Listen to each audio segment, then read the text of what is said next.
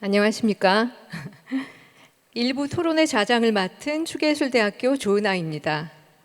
오늘의 정책 토론회는 앞서 발표된 문화체육관광부의 2025년 문화예술 교육 정책 방향과 한국문화예술교육진흥원의 정책사업 추진 방향에 대한 내용을 바탕으로 1부와 2부로 나누어서 몇 가지 주요 아젠다를 중심으로 진행됩니다.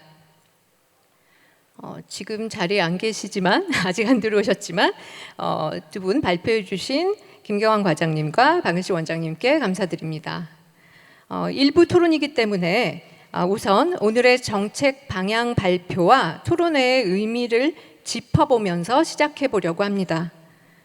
20년간의 문화예술 교육 정책 추진에 있어서 사실 2025년은 중요한 한 해가 될 것이라는 걸 두 분의 발표를 통해서 잘 알 것 같습니다. 사실 최근 문화체육관광부와 문화예술교육진흥원의 행보는 이런 정책의 의지를 잘 보여주고 있습니다. 현장의 전문 인력들, 인프라, 프로그램, 또 그 안에서 만들어진 문화예술 교육의 가치와 다양한 성과들을 여러 형태로 모아왔고요. 변화하는 사회 흐름에 대응하기 위한 선도적인 논의들과 함께 사회 속에서 다양해지는 문화예술에 대한 요구들을 진단하면서 2025년 정책은 한 단계의 도약을 위해 본격적인 정책적 전환을 준비하는 것으로 보입니다. 이번 정책 발표와 토론회는 정책과 현장이 앞으로 함께 도약하기 위한 중요한 자리라고 생각합니다. 공공 영역의 비중이 큰 문화예술 교육 생태계 안에서 현장의 각 주체들이 사회와 교육 환경과 기술의 변화에 대해서 어떻게 대응해야 하는지 모색하기 위해 정책이 고민하고 있는 방향을 함께 이해하고 이를 통해서 각자의 활동을 지속하고 혁신하고 또 동시에 심화시키기 위해서도 이런 공유의 자리가 반가울 것이라 생각합니다. 정책 주체들도 앞으로의 정책 방향을 현장과 공유하고 논의하는 이런 자리를 통해 더 나은 지원 방식들을 모색하게 될 테니 역시 중요할 것입니다. 사실 사전에 발표 내용 관련한 많은 자료들을 받고 토론 방향을 준비하면서 먼저 일부 주제와 관련해서 2025년 정책 방향과 사업에서 몇 가지 뚜렷한 메시지를 찾을 수 있었습니다. 첫 번째로는 지난 20년간 현장에 축적된 성과에 대한 면밀한 진단이 있었기에 가능한 실질적인 전환 정책이라는 것입니다. 그럼 무엇을 전환한다는 것일까요? 우선 정책의 포지셔닝에 대한 전환일 것입니다. 문화예술 교육 정책은 앞으로 지역 현장 주도의 생태계 구축을 전방위적으로 지원하는 역할로 중앙 정책의 포지셔닝을 상당 부분 전환하게 될 것입니다. 그리고 다른 한편으로는 글로벌 무대에서 우리가 만들고 있는 현장에서 만들고 있는 K문화예술 교육을 통해 국제적으로 문화예술 교육을 선도하는 리더로서의 역할을 하도록 포지셔닝 한다는 것입니다. 이러한 정책적인 포지셔닝의 전환뿐만 아니라 정책의 방식을 다각도로 전환한다고 합니다. 문화예술 교육이 사회 이슈와 교육 현장의 변화에 적극적이고도 선제적으로 대응함으로써 사회가 필요로 하는 문화예술 교육의 활동 영역을 기획해 나가고 프로그램을 통한 직접 지원을 넘어서 필요한 기능과 구조를 만들어내는 간접 지원 방식을 통해서 문화예술 교육의 각 영역과 생태계 전체의 역량을 높이는 방식으로 정책을 전환하는 것으로 보입니다. 두 번째로는 정책적 포트폴리오 전략이 눈에 띕니다. 하고 있던 사업들을 다른 사업으로, 새로운 사업으로 대체하는 것이 아니라 기존 활동의 성과들을 기반으로 확장할 사업들을 모델화하고 한편으로는 사회 이슈에 대응하는 새로운 미래지향적 활동 영역을 발굴해서 도약을 위한 사업들로 배치하면서 정책과 사업을 다면화하는 것으로 해석됩니다. 세 번째 특징으로는 자원과 시스템을 통합적인 구조로 연결해서 최대한의 시너지를 내고자 하는 핵심 사업들, 즉 기초단위 거점, 도시특화 생태계 구축, 전문 인력의 허브가 되는 연수원, 또 어린이 북한문화 단지와 같이 복합적인 기능을 집어넣은 정책 사업들이 중요해 보입니다. 자원과 시스템을 통합하여 문화예술 교육의 수준을 높이고 새로운 수요와 공급을 만들어내고 자원과 기술과 활동이 연결될 수 있는 실제 장소들을 통해서 새로운 실험이 가능하도록 허브와 플랫폼을 구축하는 정책들이 시행된다고 하니 기대가 됩니다. 이 이외에도 여러 의미를 담은 2025년 정책 발표에 대해서 정책 기관과 학계와 지역 현장의 전문가분들과 함께 정책적 의미, 정책 실행에 있어서의 고려할 점, 현장 입장에서의 고민과 제안에 대해서 토론해 보도록 하겠습니다. 그럼 아까 사회자분께서 토론자분들을 소개해 드렸지만 이제 앉은 순서대로 제가 간단하게 다시 한번 소개해 드리도록 하겠습니다. 숙명여대 김세훈 교수님이십니다.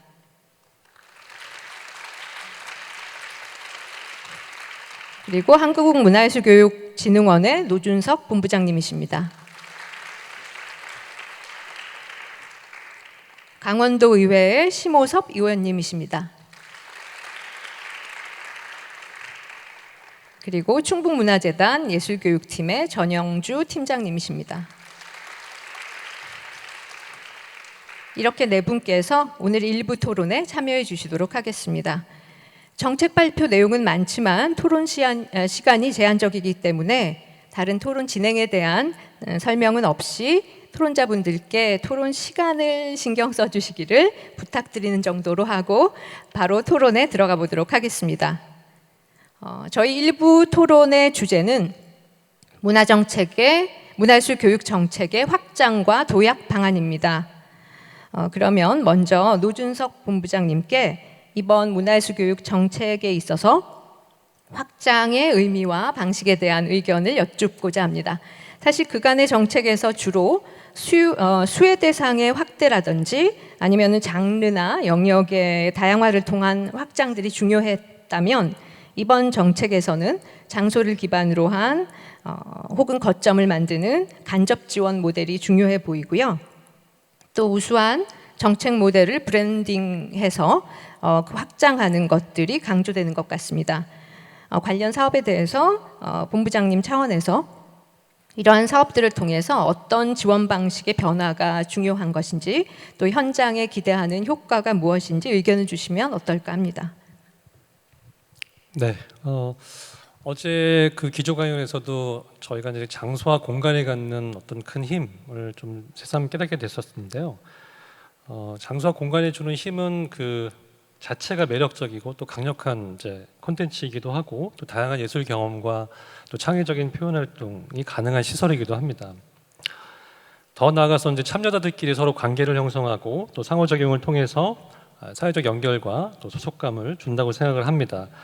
그래서 프로그램 운영에서 그치는 것이 아니라 거점, 허브 역할과 또 플랫폼, 네트워킹 기능을 통해서 자생성과 그다음에 지속성이 가능하다고 생각을 합니다.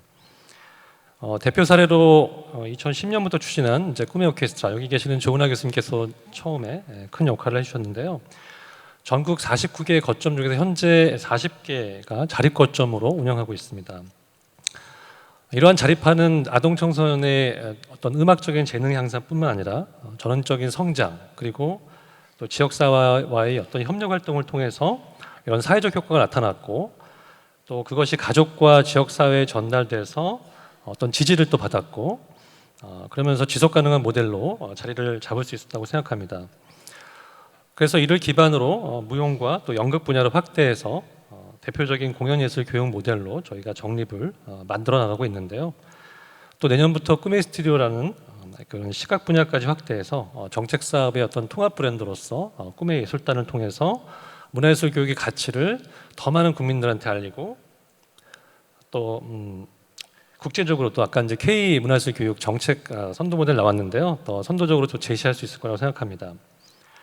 그리고 이제 예술 특화 거점 외에도 미래 세대를 위한 그 어린이 예술 마을 이런 조성을 통해서 또 전시와 공연 또 교육과 R&D가 원스톱으로 가능한 이런 복합 문화 공간 모델들도 또 수요가 있는 지자체들에게 또 확산할 수 있는 그런 좋은 사례가 될 것이라고 생각합니다.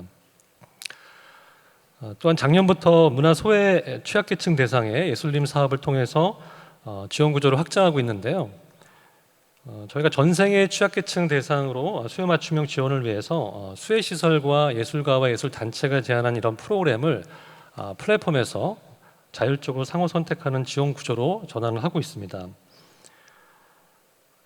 저도 이제 최근에 놀란 사실인데요. 저희가 예술림 사업과 또 예술치유 사업을 올해 이제 지원을 하고 있는 취약계층 시설을 봤더니만 1,161개소에 지원을 하고 있었습니다.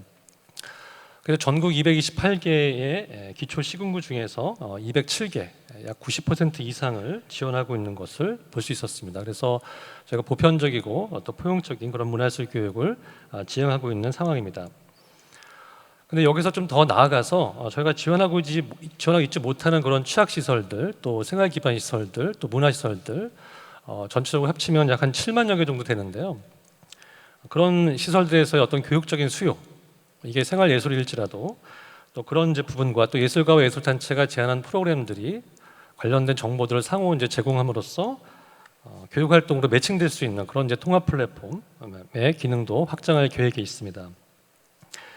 마지막으로 다양한 사회 이슈와 문제 해결에 기여하는 이제 문화예술 교육 역할이 더 중요해지고 있고 더 필요로 되고 있는데요.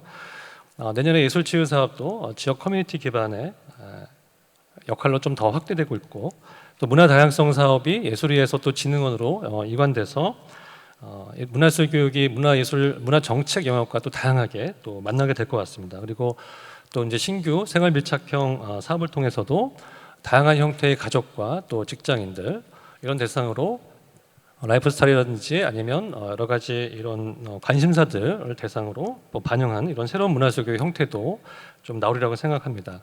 전반적으로 확장의 의미는 기존의 수혜자 또 분야 이런 영역에서 조금 더 깊게 입체적으로 저희가 확장을 하면서 전체적으로 문화예술 교육의 그런 신을 생태계의 선순환 차원으로 좀 방향을 잡고 있는 상황입니다. 한국문화예술교육진흥원의 본부장님이신 터라 네, 지금 정책 발표에서 나온 내용들을 기반으로 제 질문에 대한 좀 더 자세한 어떻게 보면 설명을 해주셨다고 생각이 듭니다. 그러면 저희가 이게 토론이니만큼 이제 그 말씀해주신 그 이슈 안에 사실 정책 모델을 확산한다라고 했을 때 자칫 현장은 그것을 오해하기 쉽습니다. 그럼 뭔가 정형화된 모델을 만들어서 뿌리겠다는 것인가? 그럼 그건 우리가 받아서 해야 되는 건가? 이런 오해가 있을 수 있지만 사실 그 부분에 대한 정책의 지원 방식들이 달라지기 때문에 이제 거기에서 오는 이제 현장과의 어떤 그 조율들도 필요할 것 같고요. 지금 사회 이슈 지금 우리가 사회 이슈에 이제 대응하는 많은 이제 문화예술 교육의 수요를 만들겠다고 하지만 사실 그게 실질적일 수 있을 것인가에 대한 고민도 할 수 있을 것 같습니다. 저출생 또 교육 환경의 변화 이런 것들이 문화예술 교육에만 국한된 문제가 아니고 전반적인 국가의 문제이고 사회의 문제이고 또 전 세계의 문제라고 봤을 때 그렇다면 구체적으로 2025년에 혹은 그 이후에 문화예술 교육 정책은 그 문제 사회 이슈에 대응하면서 무언가 새로운 문화예술 교육의 형태를 만들어내고 수요를 만들어내고 그런 부분들은 어떻게 진행되는 것이고 거기에 필요한 현장의 어떤 관심과 또 정책이 어떻게 그것들을 세심하게 해나갈 수 있을지에 대한 토론도 또 가능할 것이라고 생각을 합니다. 그럼 이어서 김세훈 교수님께 사회 이슈에 그렇게 선제적으로 대응을 해서 정책 지원의 대상을 확대하고 새로운 시장을 만든다는 것이 실제 현장에서 실효성이 있기 위해서는 어떤 점들이 중요할 것인지, 우리가 무엇에 대해서 더 고민을 정책은 해봐야 될 것인지에 대해서 여쭙도록 하겠습니다. 예, 정확하게 답을 할 수 있을지는 모르겠습니다만, 일단 문화예술 교육 정책 분야가 한 내년으로 20년을 맞게 된다고 하니까 이제는 뭔가 그동안에 쭉 발전해왔던 것들을 한번 되돌아보고 그 다음에 앞으로 새로운 방향으로 어떻게 가야 되나를 생각해야 되는 시점이고, 그런 시점에 아마 이런 자리가 마련된 것 같습니다. 그리고 그 방향으로 문화예술 교육 정책의 확장과 도약, 이렇게 좀 제목을 잡아본 것 같은데요. 이것도 적절하다고 생각을 합니다. 이 시점에서 이제 저희가 생각해 봐야 될 것이 뭔가라고 하면, 오히려 좀 근본적인 문제 좀 다시 한번 돌아보는 게 좋지 않을까 하는 생각을 하는데요. 다시 말씀드리면 문화예술 교육 정책은 뭐고, 문화예술 교육 정책은 뭘 할 수 있고, 문화예술 교육 정책은 뭘 하면 안 되고 뭘 할 수 없고, 이런 부분들을 조금 한번 생각해 볼 필요가 있을 것 같습니다. 아마 처음 시작했을 때는 문화예술 교육 정책이 없던 데서 시작을 했으니까 좌충우돌 시행착오도 거치면서 여기까지 왔고 굉장히 많은 발전을 해왔다고 생각을 합니다. 이제 우리가 20년 정도를 거쳐왔으니까 그동안의 경험에 기반해서 앞으로는 우리가 문화예술 교육 정책으로 무엇을 할 수 있을까, 무엇을 할 수 없을까, 이런 부분을 조금 진솔하게 되돌아볼 시점이라고 생각을 합니다. 여기에서 가장 중요하게 생각되는 부분이 이 문화예술 교육 정책이 어떤 것을 하는 것인가, 이런 부분을 조금 더 생각해 볼 필요가 있다고 봅니다. 문화예술 교육 정책은 이름에서도 따온 것처럼 예술 교육 정책이 아니라고 보이지 않습니까? 예술 교육 정책이라고 하면 되게 명확할 것 같은데 문화예술 교육 정책이라고 하고 있단 말이죠. 그러면 왜 예술 교육 정책이 아니고 문화예술 교육 정책인가? 예술 교육 정책하고 문화예술 교육 정책은 다른 것인가 같은 것인가? 이런 부분을 한번 고민해 볼 필요가 있다. 저는 나름대로 문화예술 교육 정책은 예술 교육 정책하고 좀 다르지 않을까 생각을 갖고 있고요. 문화예술 교육 정책은 예술 교육하고 좀 다르게 예술 교육이 어떤 예술에 집중해서 교육을 한다고 하면, 문화예술 교육은 이런 예술이 우리의 삶과 우리의 사회와 어떤 연관성을 가지며 진행될 수 있을 것인가, 이것을 조금 더 초점 맞추는 것이 문화예술 교육이라고 봅니다. 그런 면에서 보면 우리의 문화예술 교육이 우리의 삶과 얼만큼 밀접하게, 또 그 안에서 어떤 부분을 다루면서 지금 시행되고 있는가, 이런 부분을 점검해 볼 필요가 있다. 향후의 10년, 20년은 문화예술 교육 정책이 과연 우리의 삶 속에 지금 어떻게 들어와 있고, 우리가 부딪히고 있는 삶의 문제, 사회의 문제에 문화예술 교육 정책이 어떻게 대응하고 있고, 이런 부분을 집중적으로 고민해야 된다라고 생각을 합니다.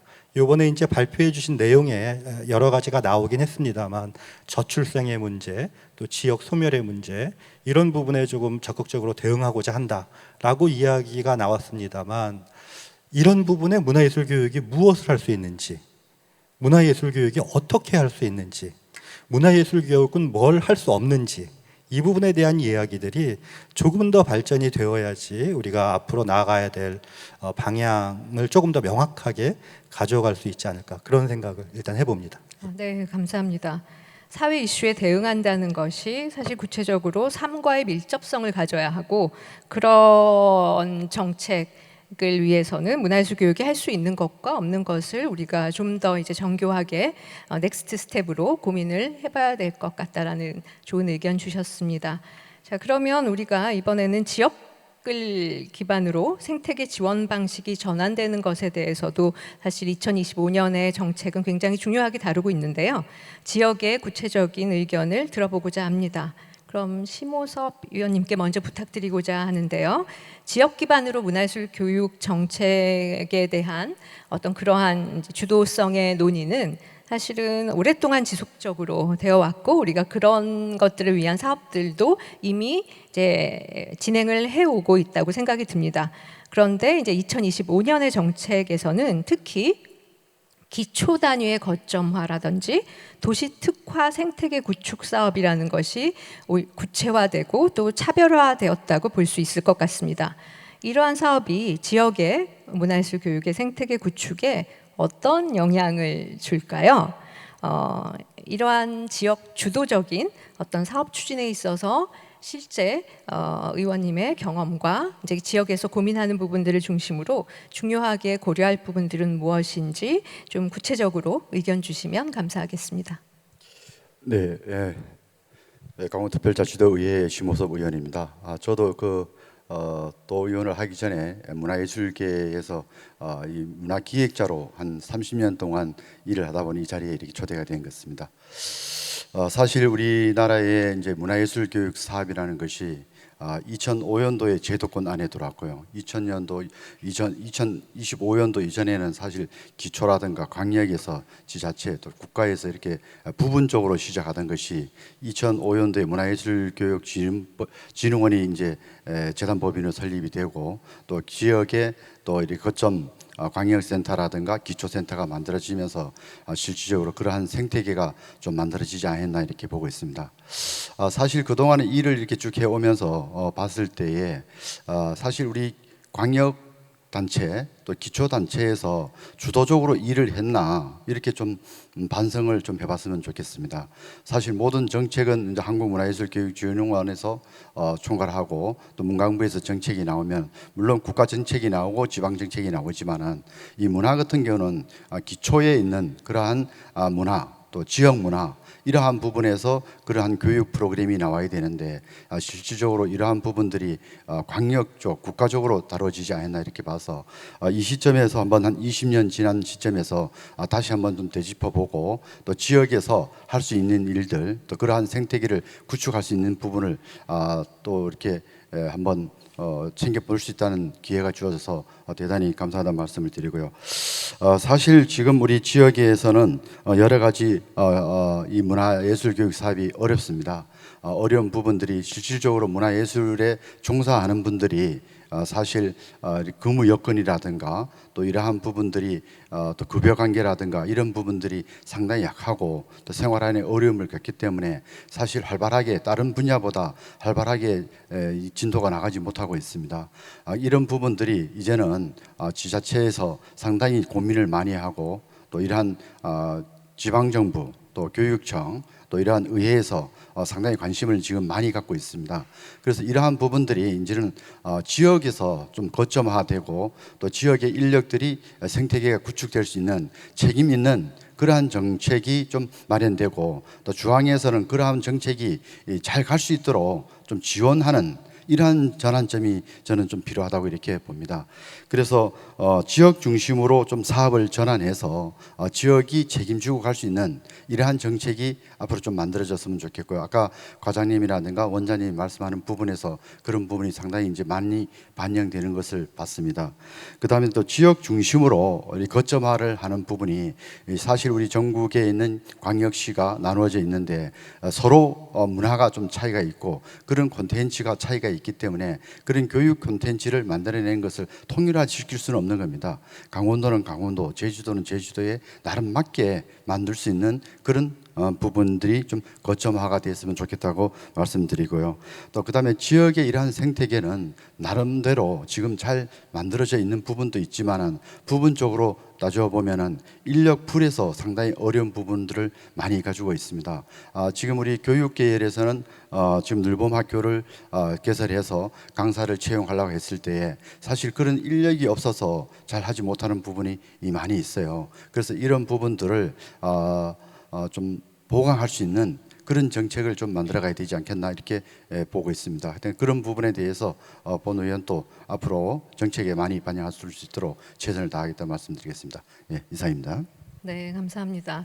우리가 지역 주도라는 얘기, 지역 거점이라는 얘기 20년 동안 해온 것 같습니다. 그럼 이제 그것이 구체적으로 무엇인가? 그걸 위해 구체적으로 실질적으로 필요한 것은 무엇인가라고 했을 때 지금 심호섭 위원님께서는 사실은 그것은 사람의 문제다. 지역에서 그런 것들을 실행할 수 있는 전문 인력들이 얼마나 다양하게 배치되어 있고 그들의 역량들이 강화될 수 있도록 이 생태계 전체가 도움을 받을 수 있느냐, 중앙의 정책은 그것들을 어떻게 지원할 수, 어떻게 효과적으로 지원할 수 있느냐에 대한 이제 이슈를 이제 던져주셨고요. 사실 그렇기 때문에 저희가 전문 인력의 허브가 되는 연수원의 기능에 사실 좀 더 관심을 가질 수밖에 없을 것 같습니다.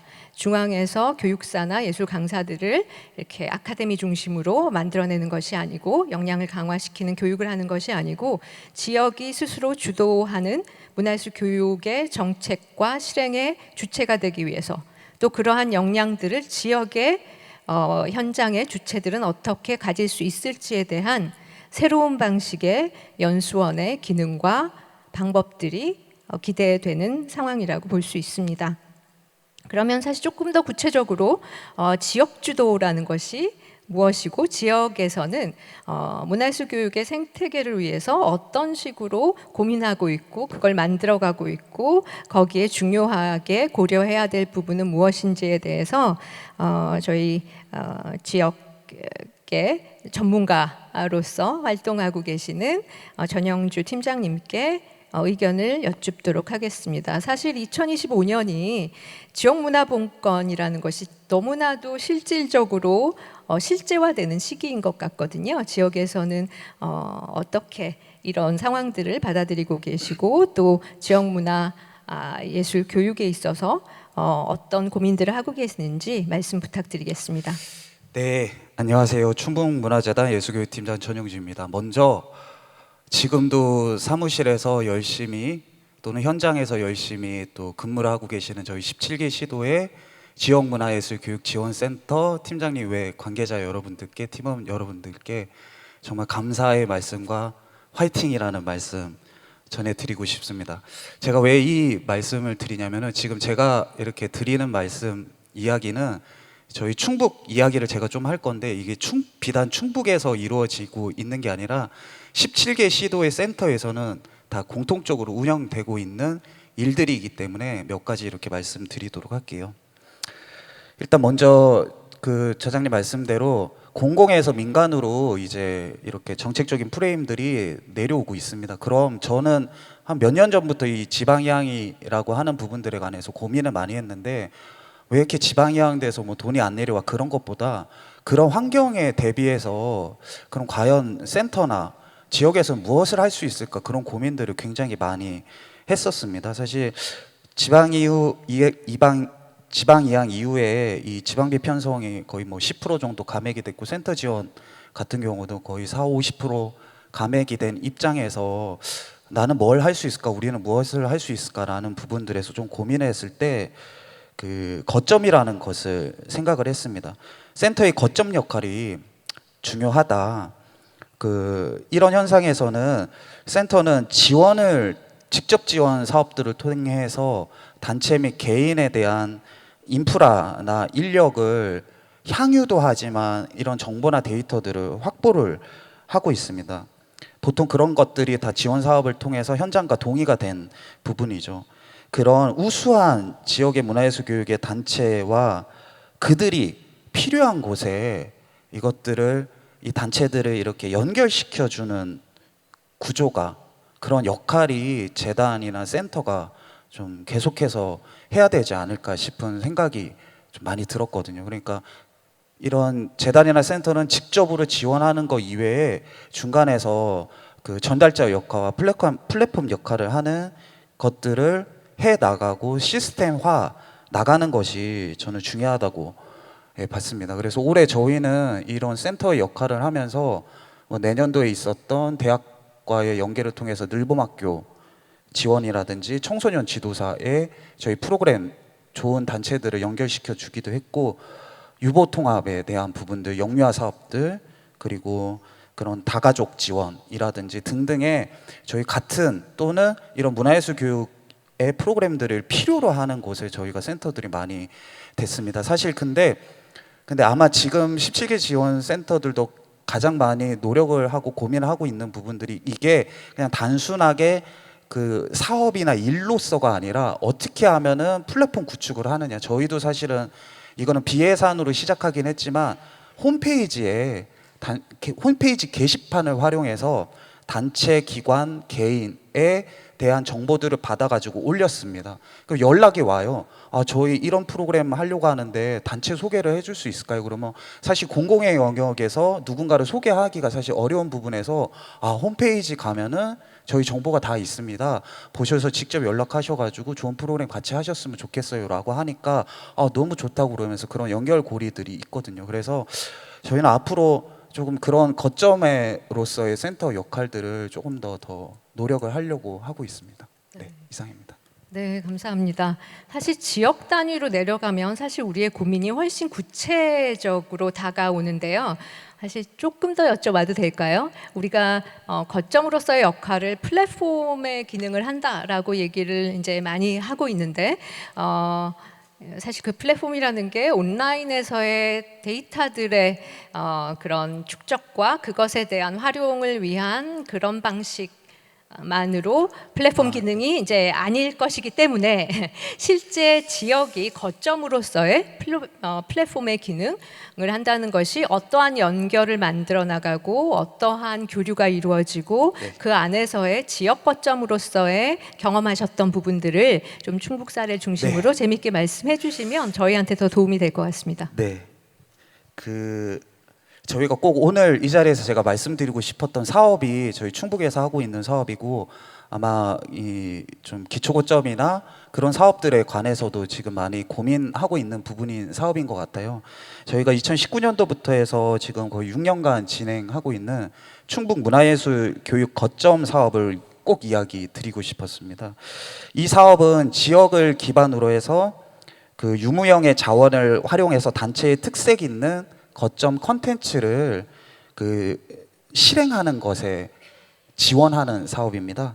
그래서 성장, 발전, 협력형 이렇게 세 가지 유형을 최장 6년까지 지원하는 사업입니다. 사실 한 사업에 6년 지원하는 사업은 사실 좀 찾아보기 어려운데요.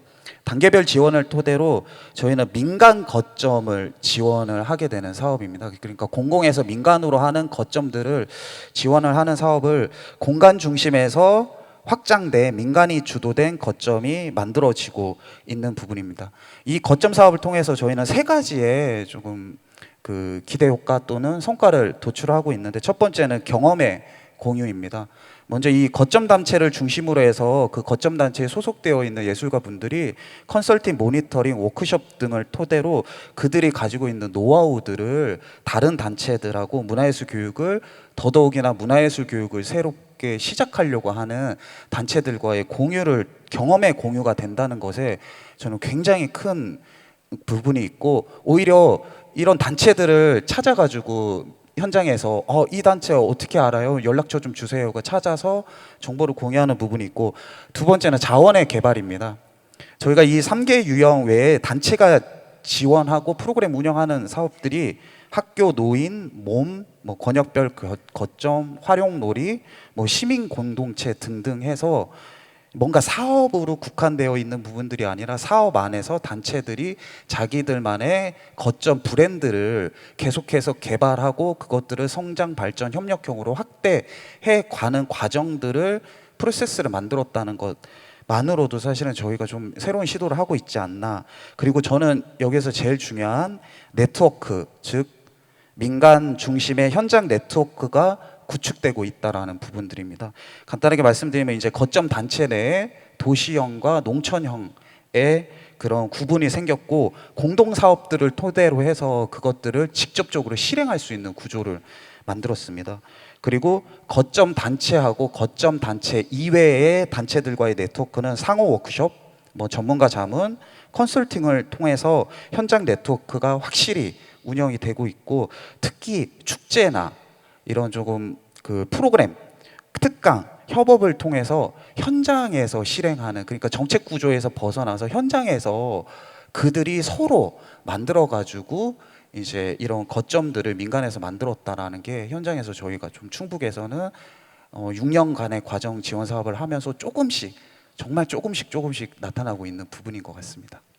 네, 지역이 거점이 된다는 것이 사실 정책의 목표를 지역 나름의 환경들을 이해하면서 지속적으로 어떻게 실행해 나가고 그걸 통해서 문화예술 교육의 지역의 생태계 안에서의 그 역량들의 성장을 어떻게 다양하게 가져갈 수 있도록 고민하는지에 대한 좋은 지역의 사례를 통해서 우리가 뭔가 해답을 얻을 수 있을 거라고 생각을 합니다. 그럼 여기에 뒤질 수 없이 강릉의 사례도 혹시 심호섭 의원님께서 관련해서 지역의 특화라는 것에 대한 지역의 고민을 혹시 좀 말씀해 주실 수 있을까요? 예, 우리 강원도에도 사실 이런 전문 인력이 없는 것은 사실입니다. 하지만 2005년도부터 이렇게 교육진흥원과 사업을 연계하면서 많은 인력을 이제 발굴도 했고 또 광역센터가 생기고 또 기초센터도 시범 사업을 해서 또 그런 인력을 확충하는 데 상당히 노력을 했다고 보고 있는데요. 지금 이렇게 뒤돌아봤을 때에는 사실 이러한 부분들이 2025년도보다는 상당히 많이 도움이 됐고 또 지금 현재 부족한 부분도 없지 않아 있습니다. 사실 지역에 있는 고유 문화를 가지고 학교 현장을 찾아가서 교육을 시킨다는 것이 좀 시스템 방법에서도 조금 차이가 있기 때문에 그런 부분들을 접목시켜서 하기 위해서 사실 지역에서 그런 영양 강화 프로그램을 상당히 많이 해왔는데 실제로 또 그 교육을 할 수 있는 강사진을 사실 확보하는 부분이 상당히 또 어려운 부분이 있었어요. 그래서 그나마 이제 강릉 영동 지역 같은 경우 또 춘천권역 같은 경우가 이제는 교통이 좀 많이 확충돼서 그래도 서울에 있는 전문 인력들을 이렇게 많이 공급받을 수 있는데요. 지금은 이제 그런 부분들이 조금 해결됐지만 앞으로도 이러한 부분들이 지역에 그러한 문화예술 교육 사업을 하기 위해서는 아까도 말씀드렸지만은 우리 강릉 지역, 특히 강릉 지역 같은 경우는 전통 문화 쪽에 인력이 많이 이제 있는데 현대예술 쪽에 인력이 없어요. 이제 이러한 부분들을 좀 이번 전환 사업에서 좀 특별히 좀 관심을 가져서 지역의 사업을 지원해 준다 하면은 좀 많이 구축되지 않겠나 이렇게 보고 있습니다. 네, 감사합니다. 중요한 인력에 대한 과제를 말씀해 주셨습니다. 사실 노준석 본부장님께서는 단연간 사회문화예술 교육을 담당을 하시면서 이런 지역에 대한 고민 또 그 안에서 미래의 이런 지역 중심의 이 거점화, 특화를 만들어내기 위해서 사실 중앙의 정책에서는 그 어떤 태도와 또 방식들을 가져 나가야 될 것인지에 대한 고민을 많이 하셨을 것 같은데요. 사실 이 2025년에 이런 도약을 위한 어떤 정책에 있어서 좀 중요한 역량이라고 생각하시는 부분들을 중앙 정책 차원에서 말씀해 주셔도 좋고 또 실행기관 차원에서 말씀해 주셔도 좋고요. 지역에게 바라는 점을 말씀해 주셔도 좋을 것 같습니다. 네, 현재까지 이제 저희가 이제 전문인력 양성을 쭉 해왔는데 이제 문화예술 교육사 2급이 뭐 34,000명 배출돼서 주로 이제 학교와 사회 또 지역의 공공 영역에서 이제 활동하고 계시지만 그런 것이 양성에 따른 배치 지원이 많이 부족한 것이 현실입니다. 그리고 또 어제도 이제 문화예술 교육사 현장 역량 강화 성과도 이제 좀 진행했는데 또 적은 규모의 또 현장 역량 강화의 사업 규모이지만 또 지역과 그래도 협력해서 이런 사업들을 계속 진행하고 있는데요. 그래서 저희가 이런 것들은 진행하지만 또 다양한 민간 영역에서 활동을 좀 확장해서 문화예술 교육의 어떤 선순환 생태계를 이제 만드는데 방향을 지금 잡고 있는 것 같습니다. 아직까지 이제 전문 연수원이 이제 조성되면 이제 예술교육과나 또 교원, 또 공무원, 또 기획행정인력, 또 늘봄 강사나 은퇴예술가와 같은 어떤 예비 교육사, 문화예술 교육사 이런 분들을 좀 체계적으로 양성을 할 수 있고요. 그리고 또 1급 문화예술 교육사를 자격을 도입하기 위해서 이제 전문가로서 어떤 이런 양성과 배치와 또는 이제 활동에 대한 전반적인 이제 이런 이제 허브 기능이 필요한데요. 이제 그런 것들을 이제 진흥원이 이제 본격적으로 이제 해야 된다고 생각합니다. 얼마 전에 이제 저희가 그 예술 강사와 문화예술 교육사 기획자 대상으로 경력개발 컨설팅 참여자 모집을 했었는데 네, 신청이 되게 폭발적이었다고 합니다. 지원하는 분야로는 뭐 창업과 단체 설립 운영 관리 방안, 그다음에 예술교육 컨텐츠와 또 모델 개발, 또 재무회계, 뭐 인사한 업무, 계약, 저작권, 전반적으로 10개 분야에서 경력 개발과 또 전환 역량을 위한 맞춤형 컨설팅을 이제 진행하고 있는데요. 아무래도 이런 부분에서 새로운 신규 시장에 대한 진입, 또 전환 역량에 대한 거, 또 어떤 전반적인 또 그 스킬업을 시킬 수 있는 이런 이제 부분들을 내년 좀 더 강화할 예정인 것 같고요. 그리고 이제 최근에 또 이제 이런 유아동에 관련된 이제 창의성, 뭐 감수성 관련된 여러 가지 또 시장화 형성, 그다음에 또 성인이나 노인의 여가 문화로서의 어떤 취미 취향의 어떤 시장들, 이런 것도 이제 보편화되면서 문화예술 교육하고 생활예술하고 경계가 이제 넘나들면서 이제 문화예술 교육도 이제 시장화가 조금 형성되고 있는 건 사실인 것 같습니다. 19년도에 문화예술 사회적 경제 실태 조사의 결과에 따르면 745개의 사회적 경제 단체가 그 주요 사업 분야를 이제 조사했는데요. 문화예술 교육이 예술기획 제작보다도 더 많은 비중을 차지하고 있었습니다. 그리고 또 전문 이제 그 예술 단체 법인에 대한 그런 실태 조사에서도 2020년에 1,415개였는데 2024년에 1,847개로 증가하면서 교육 사업도 이제 계속 이제 확대가 되고 있는 상황입니다. 저희 진흥원에서도 이제 문화예술 교육 단체 실태 조사를 했었는데요. 그때 이제 문화예술 교육 사업에 참여하고 단체가 그 프로그램들을 유료로 활용하는 비중을 봤더니 31% 정도 나왔습니다. 그래서 저희 진흥원과 또 지역에서 이런 문화예술 교육 사업을 함으로써 어떤 시장화 형성이 됨에 있어서 또 어떤 마중물 역할을 또 했다고 보여지거든요. 그런 측면에서 이런 부분에서 좀 더 영역을 좀 확장하면서 좀 더 많은 다양한 활동들을 할 수 있도록 저희가 좀 본격적으로 지원을 해야 될 것 같습니다. 네, 저희가 도약에 대한 정책 얘기를 하다 보면 결국은 인력들, 그 문화예술 교육을 현장에서 실행하고 있는 각 주체들과 그 주체들이 모인 전체 생태계가 어떻게 역량을 업시킬 수 있는지에 대한 그런 과제로 사실은 많이 귀결이 되는 것 같습니다.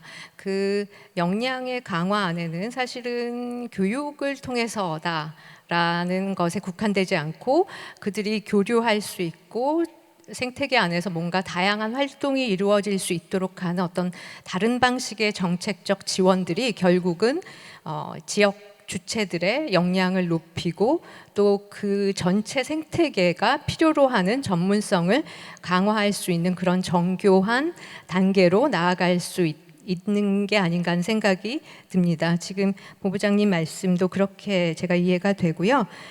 그러면 사실 이게 조금 더 정책적이거나 학계적인 차원에서 우리가 이제 마무리를 해야 하니까 문화예술 교육 정책이 도약하기 위해서 정책은 어떤 고민을 하는 것이 필요할 것인지에 대해서 김세훈 교수님께 여쭙도록 하겠습니다.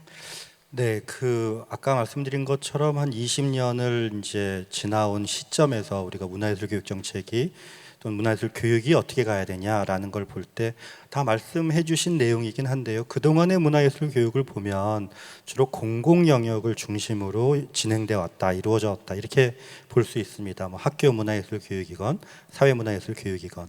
근데 앞으로의 20년, 10년, 20년도 계속 공공 문화예술 교육만 보고 갈 것이냐 라는 부분에서는 조금 약간 퀘스천 마크를 붙일 수 있는 거죠. 훨씬 더 우리가 확장하고 도약을 준비한다고 한다면 이 문화예술 교육이라고 하는 것이 공공 영역을 넘어서 민간 영역까지도 아우를 수 있는 정도로 우리가 비전을 가질 수 있지 않을까. 또 훨씬 더 문화예술 교육의 민간 영역의 수요는 앞으로 많아질 수 있다고 봅니다. 또 한 가지는 우리가 꼭 국내 시장이나 국내 영역에만 시각을 좁힐 것인가, 국제 영역에서 우리가 문화예술 교육을 우리의 역량을 가지고 우리의 인적 자원이나 콘텐츠들이 나갈 수는 없을까라고 하는 것들을 생각해 볼 수 있다. 우리가 크게 생각하는 시점이니까 그런 면에서 보면 문화예술 교육의 어떤 확장과 도약이라는 것이 공공 중심에서 공공과 민간을 아우르는 것으로 나아가서는 국제시장까지도 우리가 생각해 볼 수 있는, 그렇게 생각해 볼 수 있지 않을까 그렇게 생각합니다.